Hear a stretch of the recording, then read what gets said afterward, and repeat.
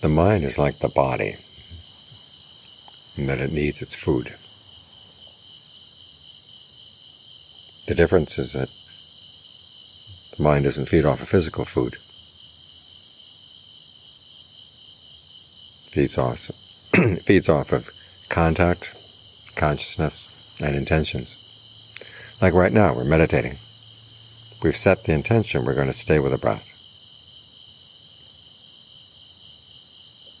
That's our food right now. And it's good food, it's healthy food. But you want to make sure it's not just the kind of health food that tastes awful, and the only thing that keeps you with it is the idea that it's going to be good for you someday. You can fix it so it tastes good too. Breathe in a way that's refreshing, gives rise to a sense of fullness in the body.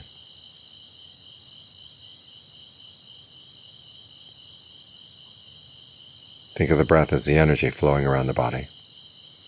And ask yourself, where does it feel good? Where does it not feel good? Focus on the areas that you can make good by the way you breathe.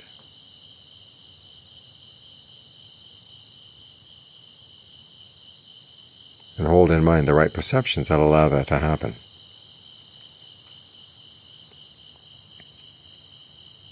For example, be careful not to squeeze the end of the in-breath or the end of the out-breath to mark the difference between the two. Think of your experience of the body as being primarily energy. It's not the case that you're trying to pump the breath energy into a solid body.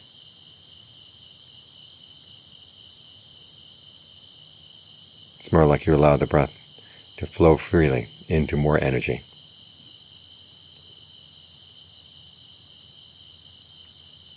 Without any clear dividing line between the two. When you hold that perception in mind, it gives rise to a floating feeling in the body.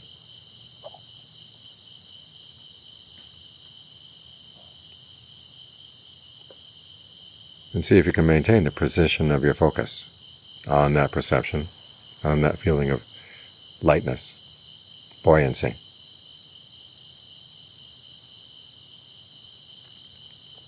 This is what gives flavor to that intention. And it's good nourishment for the mind.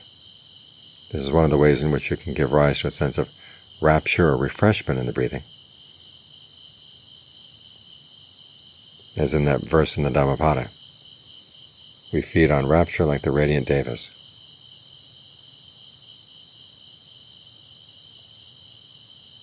This is food for meditators.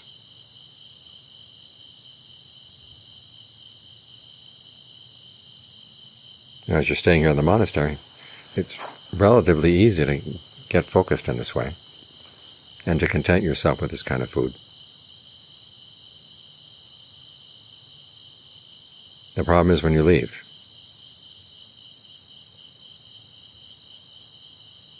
The world outside is like a big supermarket. I remember when I first came back from Thailand, I was amazed at how supermarkets had changed in the States. When I was a child, you didn't have whole aisles of cereal.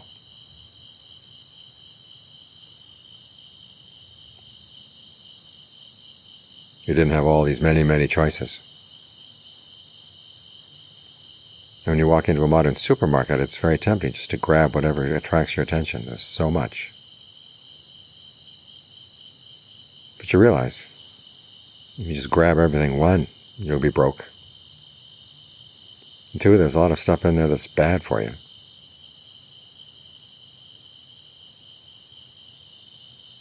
So there are two things to keep in mind when you go into a supermarket like that. One is that you have a very clear idea of what you want to get, and you focus only on that and get out as quickly as you can. And the second is that you think of yourself as being like an athlete in training.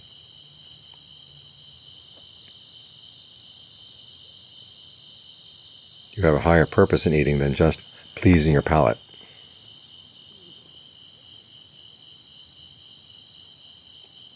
And you should keep the same two things in mind as you go into life outside the monastery.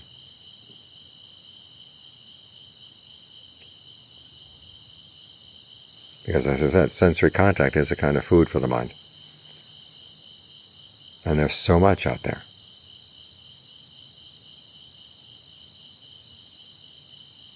But if you try to gulp it all down, it's going to be bad for you.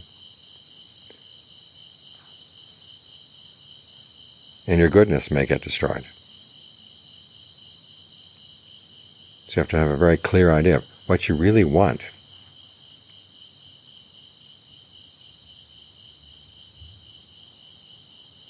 In Earth, you really want perfections.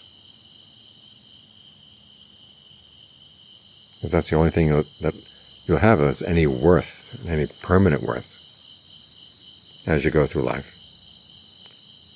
Other things fall away. And are so dependent on outside conditions being just right. Whereas the perfections can be developed anywhere.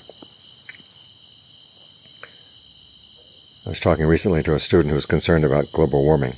She was thinking about her grandchildren, what kind of world they're going to experience.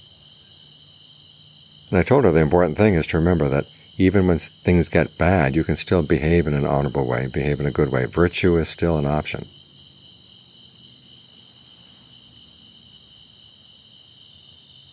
No matter how bad things get. And so that's the important thing for the grandchildren, is to train them to realize that that's what's important in life. Of course, that's true not only for grandchildren, it's true for all of us.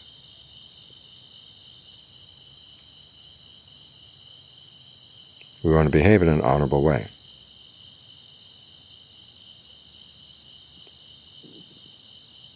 And so look at the opportunities that come your way. What's the honorable choice?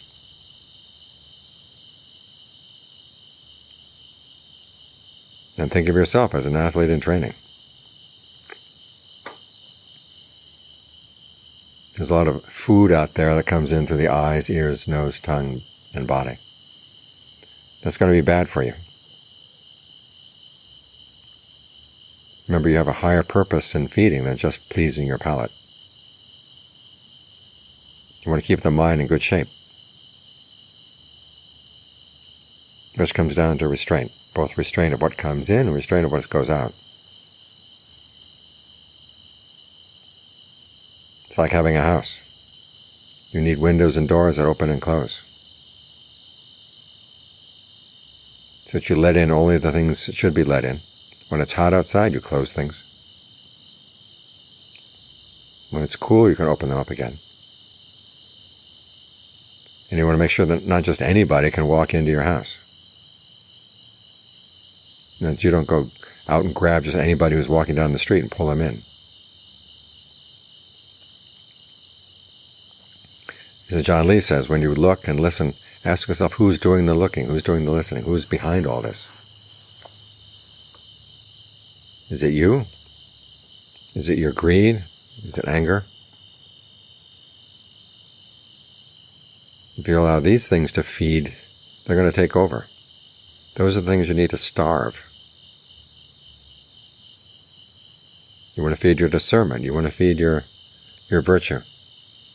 You want to feed your goodwill. These are the things you're trying to strengthen. So look at things that encourage good qualities in the mind. Listen to things that encourage good qualities in the mind. As for things that will be bad for you, you can close the windows, close the doors.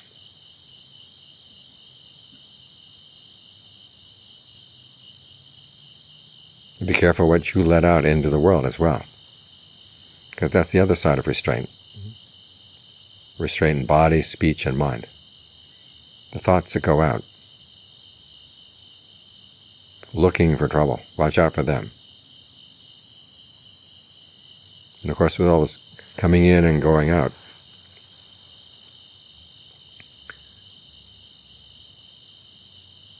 you've got to make sure that what does come in meets with something good going out. So even if bad things come in, you don't have to suffer. You can keep them right at the edge, keep them right at the door. Think of it, the Buddha's recommendations. Someone says something really bad, and you just tell yourself, an unpleasant sound has made contact with the ear. You leave it right there. Don't pull it in. Don't elaborate on it. As the Buddha said, ordinarily our minds are like gongs. They get hit once and they reverberate for a long time. Well, put a crack in your gong so that it doesn't reverberate. In other words, create that space that just simply says, an unpleasant sound has made contact with the ear.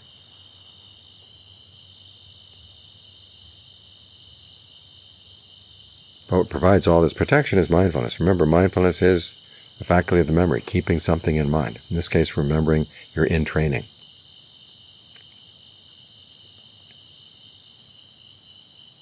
You're trying to strengthen the mind. So you strengthen it on the qualities that give rise to more conviction, more persistence, more mindfulness, more concentration, more discernment. And watch out for the food that would eat away at these things.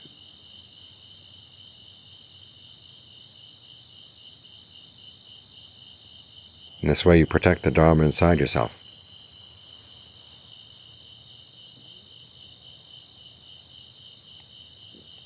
Which is where it's best protected. You look outside and sometimes it's hard to see it out there.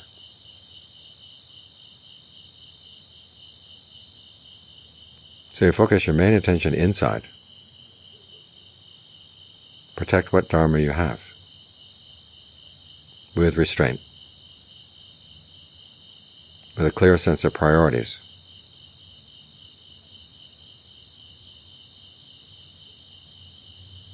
And the very live consciousness that we are in training. We're training to win. So many people are defeated by life.